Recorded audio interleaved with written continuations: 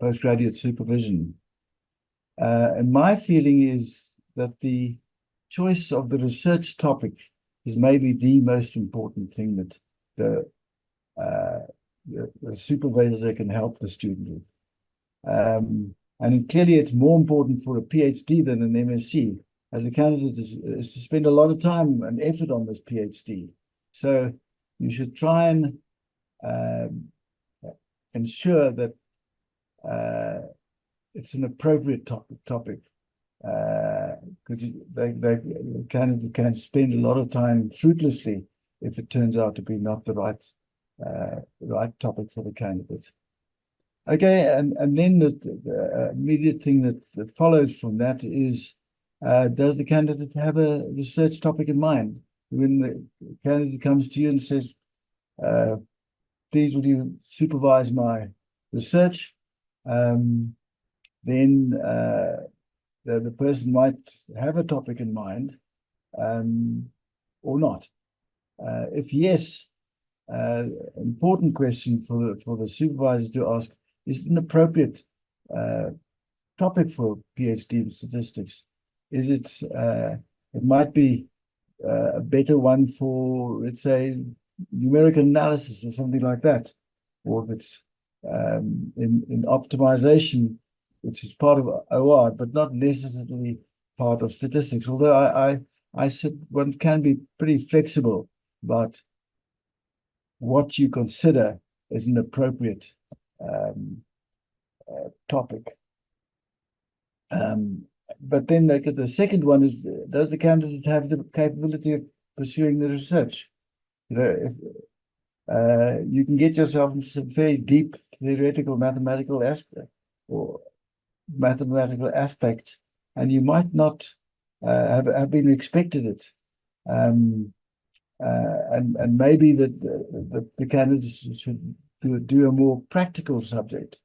And then the consideration is there data available for this practical problem? Does the candidate have the computational ability if it's if it requires a lot of computation? So those are considerations for a topic. And then obviously, is the candidate likely to complete within the time to be available and with the financial support available? There's, as you will know, that there are a number of sources of finance for postgraduate studies. But I think these are just considerations to advise the student on when the student approaches you and asks you to supervise him or her. Okay.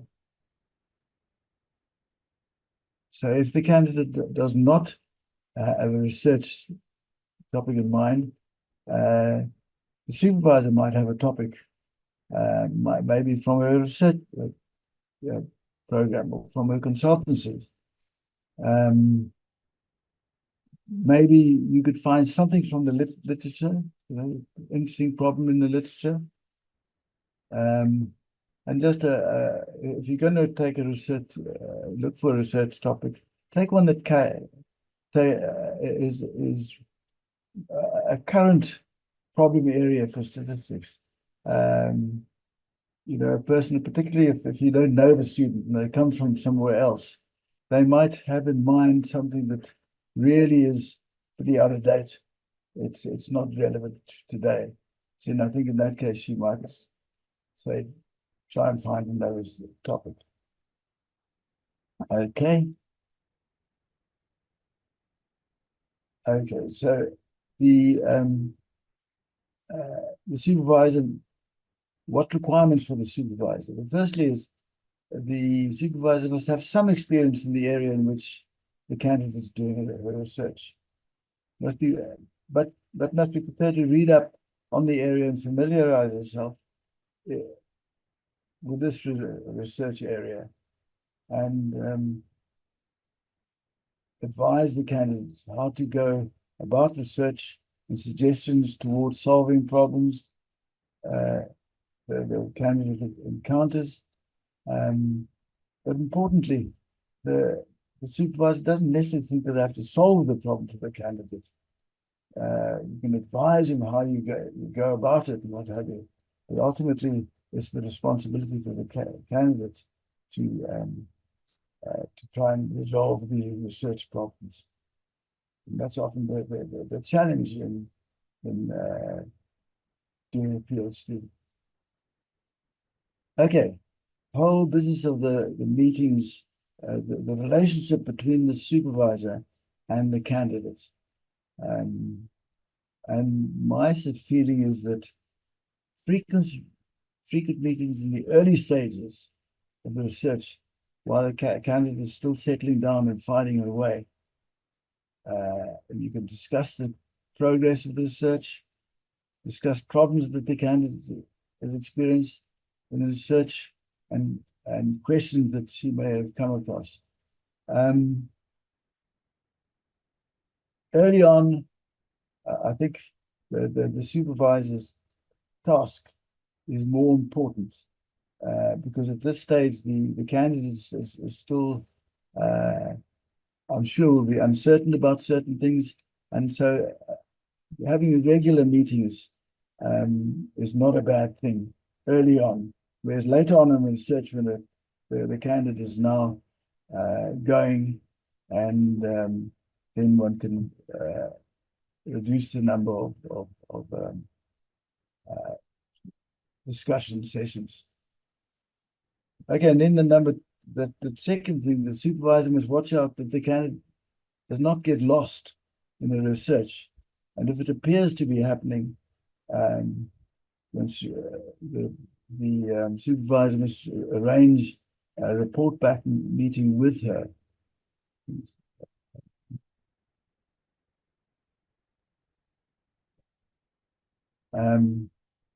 Find out what the problem is, and at the worst, maybe the candidate must consider cancelling or postponing the registration, and maybe come back later.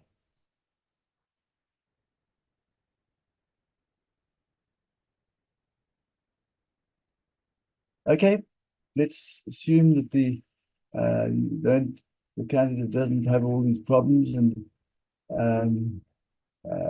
you're now thinking of writing up the thesis,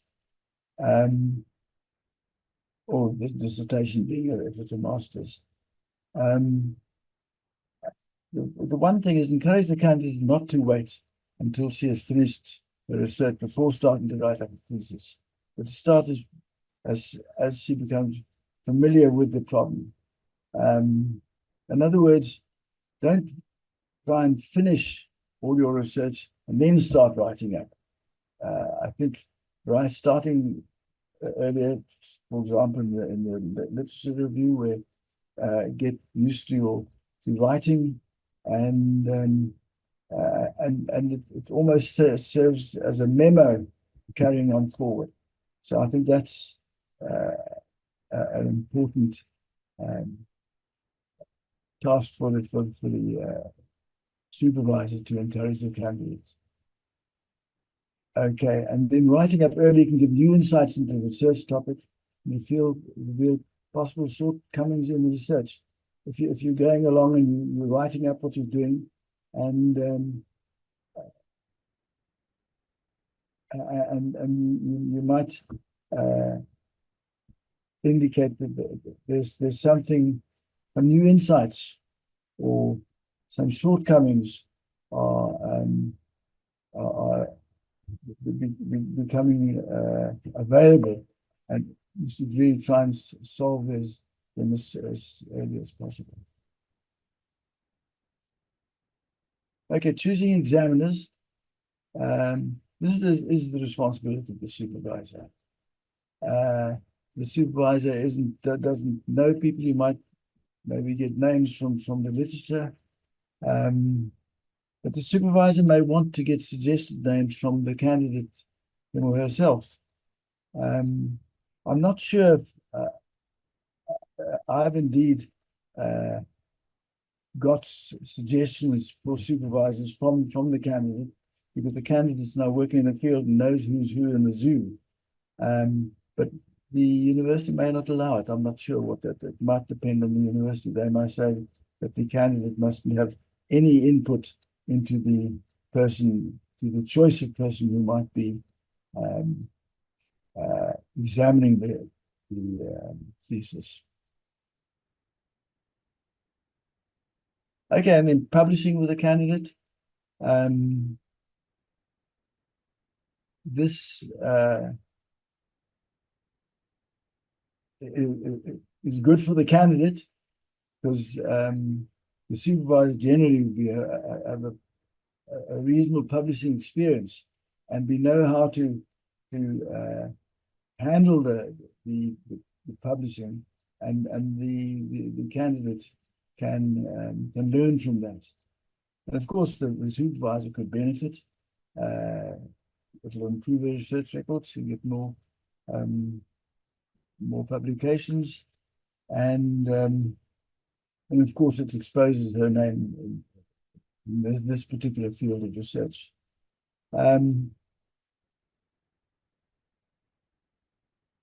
Yeah, but I think the candidate fairly soon after finishing the PhD, and let's assume that that candidate is now going on into academia, I think the candidate may then eventually want to break a bit from the supervisor to and establish herself as a person, as a researcher on her own land.